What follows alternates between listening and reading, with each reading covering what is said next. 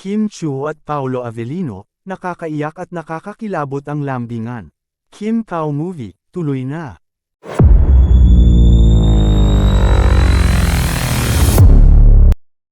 Lokang-loka ang mga fan ni na Kim Chiu, Paolo Avellino sa performance nila sa ASAP in California. Kasi nga, nahanap daw ng dalawa ang perfect ng kanta na bagay talaga sa kanila. Kayang-kaya pang laruin ng dalawa ang kanta, na sa simula ay magkahiwalay, magtititigan, at maglalapit. Nakakaloka nga ang video na pinost ni MJ Felipe, na nakakakilig at nakakabingi ang sigawan, ha? Kasi naman si Kim, may paturo-turo pa kay Paolo habang binibigkas, inaawit ang mga linyang. Ngunit sa huli, palagi, babalik pa rin sa yakap mo. Hanggang sa huli, palagi. Pipiliin kong maging sayo. Ulit-ulitin man, nais kong malaman mong, iyo ako palagi. Mga linya ngayon sa kantang Palagi, ni TJ Monterde. Kaya ang mga fani, lokang-loka talaga sa kanila. Hindi ko kinaya, mahirap huminga sa sobrang kilig.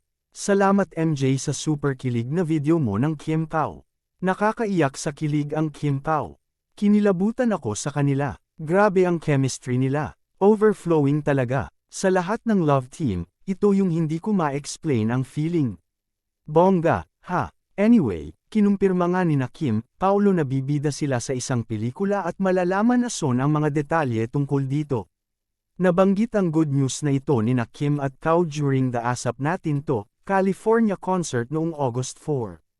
Nag-post din ng ABS-CBN News sa X ng Justin, Kim Chiu and Paolo Avellino announced that they will be working on a movie soon. No details yet and according to Paolo, more info about their new project will be announced soon.